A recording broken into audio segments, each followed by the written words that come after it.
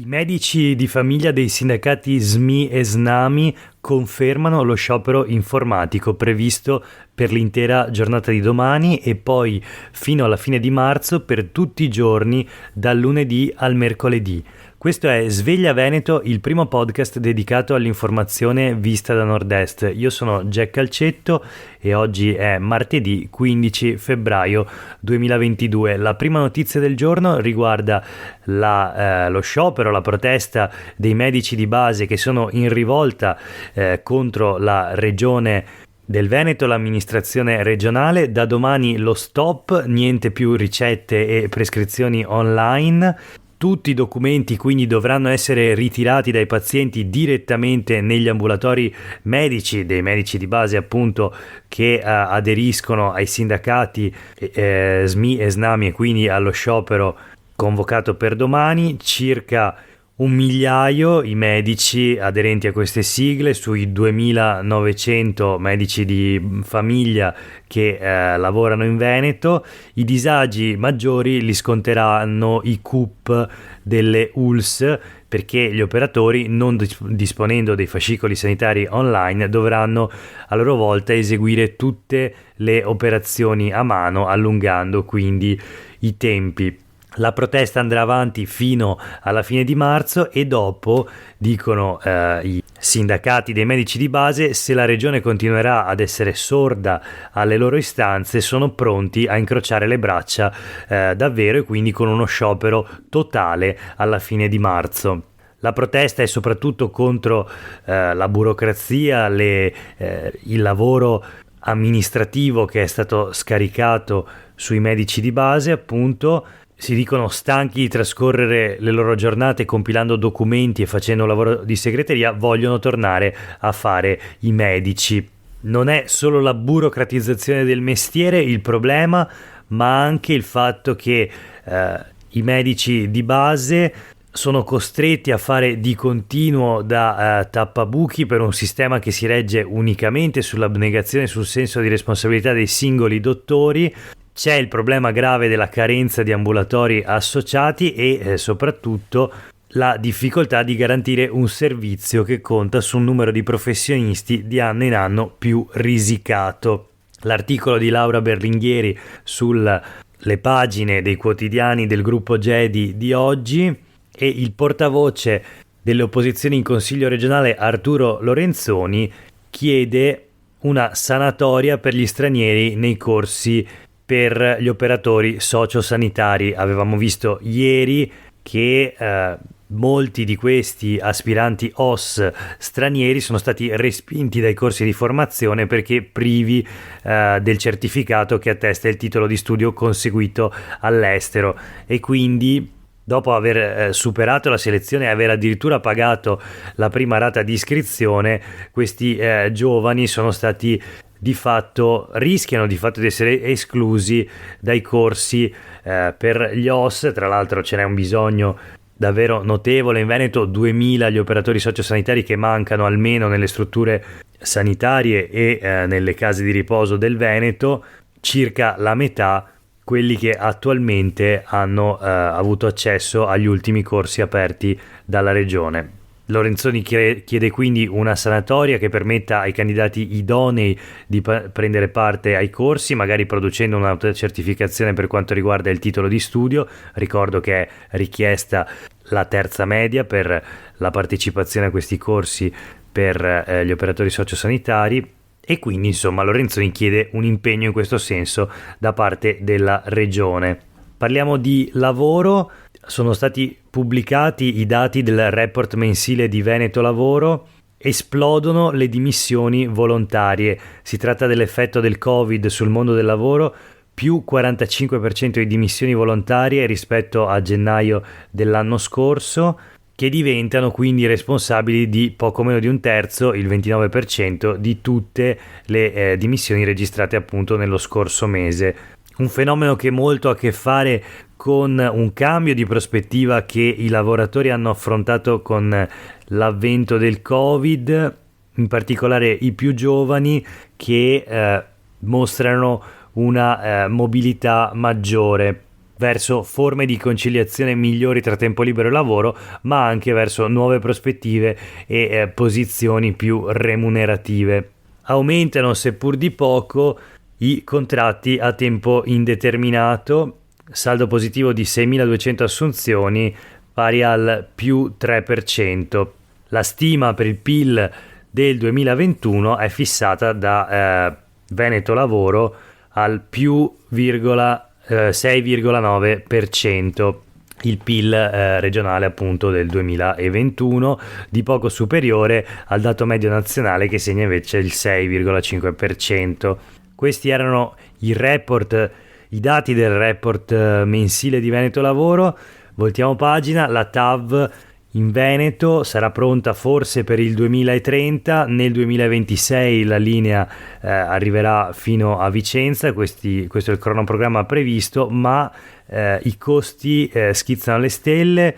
La causa è il caro materiali, 10 miliardi quelli preventivati, ma appunto i costi aumenteranno e deve essere ancora calcolato l'impatto del caro materiali. Sicuramente serviranno altre risorse, al momento la regione non ha idea di dove trovarle. Per quanto riguarda invece la bretella ferroviaria per l'aeroporto Marco Polo di Venezia, è stato chiuso il progetto definitivo che vale quasi $500 milioni, 475 milioni. Il prossimo passaggio sarà l'avvio della gara per l'affidamento dei lavori. C'è un ritardo di qualche settimana, ma la regione promette che per marzo sarà avviata. Ancora un'altra notizia sul caro energia. Davanti alle coste del Veneto, la costa adriatica, a pochi chilometri da Venezia, ci sono giacimenti di gas per il valore di 40 miliardi di euro, ma almeno per il momento non ci saranno trivellazioni perché i rischi sono davvero troppi per l'ambiente e per la salute umana. Nel piano del ministro alla transizione ecologica Roberto Cingolani, infatti, l'area dal tagliamento al Po è esclusa ed è segnata come area non idonea alle trivellazioni, alle estrazioni.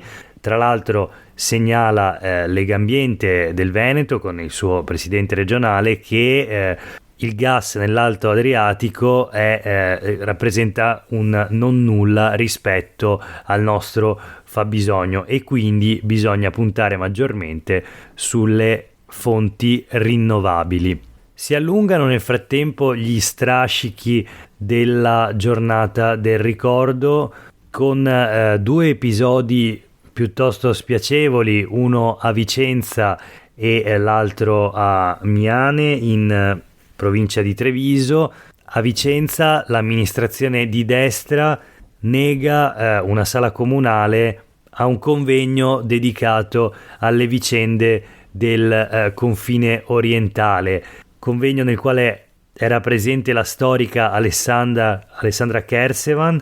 Secondo l'amministrazione di destra, secondo il sindaco Francesco Rucco, si tratta di posizioni inconciliabili con la ricerca storica e quindi revocato l'uso della sala comunale, impedendo così di fatto, tra l'altro, lo svolgersi in un luogo pubblico appunto di un convegno di carattere storico. Sorpresi gli organizzatori, Rifondazione Comunista, che promettono l'incontro ci sarà lo stesso sabato alle 4:30 in piazza Matteotti. La questura è già informata. A Miane invece, nell'Alto Trevigiano, un episodio molto grave, la cerimonia di continuità ideale RSI Treviso, quindi Repubblica Sociale Italiana, che assieme all'Associazione Nazionale Famiglie dei Caduti e Dispersi della Repubblica Sociale Italiana e ad altre associazioni ha ricordato la strage di soldati e civili fascisti uccisi dai partigiani nella notte tra il 7 e l'8 maggio 45.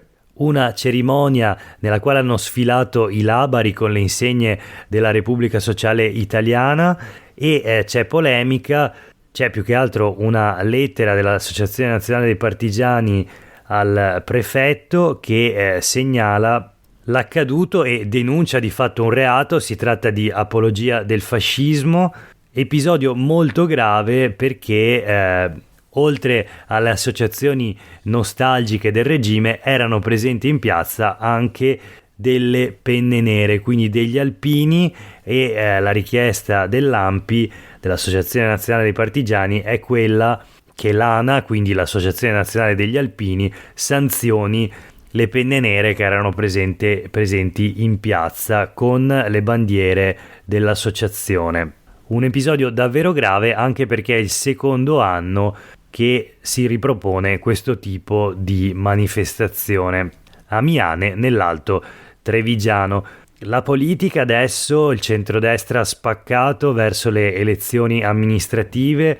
A Verona Brugnaro sta con Sboarina, ma invece Forza Italia sostiene Flavio Tosi. Tra qualche giorno dovrebbero arrivare gli annunci ufficiali della Lega e di Fratelli d'Italia, ma insomma continuano le frizioni e le polemiche attorno ai candidati di Verona, che a questo punto sono più di uno: Sboarina, Tosi. C'erano state anche altre ipotesi. A Padova molto criticata la candidatura di Francesco Peghin all'interno del centrodestra, è stato anche al centro di una sorta di regolamento di conti o comunque di polemica interna addirittura alla Lega, il partito più vecchio d'Italia che governa il Veneto da oltre 20 anni e che ora va, dopo molto tempo, dopo anni, a congresso. Il commissario regionale Alberto Stefani, fedelissimo di Matteo Salvini, ha convocato una riunione per venerdì con i referenti delle sezioni per preparare i congressi, che dovrebbero iniziare il primo giorno di aprile. Quindi è lo scontro politico all'interno della Lega, dove oltre alla dialettica fra salviniani e zaiani, ovviamente in Veneto, emergono anche tutte le varie correnti interne. Sullo sfondo i provvedimenti disciplinari e addirittura il rischio di espulsione che nei giorni scorsi alcuni esponenti della Lega appunto si erano visti prospettare in seguito a dichiarazioni e uscite sulla stampa non allineate con la linea appunto del partito. Due notizie flash per concludere, anzi tre. A Mestre è stata trovata morta ieri una donna nella sua casa, quella signora anziana di 81 anni che 15 giorni fa, il 30 gennaio, aveva preso a martellate in testa la figlia Novax. Volevo ucciderla, aveva detto agli agenti di polizia che l'avevano arrestata e messa ai domiciliari con l'accusa di tentato omicidio. Ieri i carabinieri, che ogni giorno passavano per verificare che la donna anziana rispettasse gli arresti domiciliari, ebbene ieri i carabinieri l'hanno trovata morta in casa. Non si esclude l'ipotesi di un suicidio, anche se vista l'età potrebbe anche, secondo gli uomini dell'Arma, essere morta per cause naturali. La notizia sul Gazzettino di oggi. Sempre sulle pagine del Gazzettino invece una bella notizia. Arrivano dal Jesolo Calcio le scuse ufficiali e un premio, una targa dedicata al ragazzino del Veneto orientale che 4 mesi fa era stato offeso e oggetto di insulti razzisti nel corso di una partita di calcio appunto che si svolgeva a Jesolo. I padroni di casa oggi hanno voluto una piccola cerimonia prima della partita. Ovviamente chiedo scusa, la partita di questa domenica si giocava nello stadio Picchi di Jesolo. 4 mesi fa chiaramente l'andata si era svolta nel campo di Annone Veneto della società calcistica del Veneto orientale. Le scuse da parte del giocatore jesolano, che appunto aveva lanciato un'offesa per il colore della pelle, erano state immediate, anche le scuse della società sportiva. Però il club di Jesolo appunto questa domenica ha voluto fare qualcosa di più, quindi un premio al giovanissimo giocatore e un messaggio: siamo tutti uguali, nessuno può restare indifferente, il pallone è una scuola. L'ultima notizia di oggi riguarda invece l'angelo bianco che da domenica è apparso nelle acque del lago di Fimon. Il mistero si raddoppia perché a gennaio ne era comparso un altro. Li chiamano angeli, sono in realtà dei manichini. Il primo era seduto in cima a una croce su una torre ad Arcugnano. Domenica questo nuovo manichino con forme femminili immerso per metà, diciamo come sospeso, nelle acque del lago di Fimona ad Arcugnano nel Vicentino. La notizia sul Corriere del Veneto di oggi. E per oggi è veramente tutto. Grazie per aver ascoltato questa puntata di Sveglia Veneto. Io sono Jack Calcetto e vi auguro una buona giornata.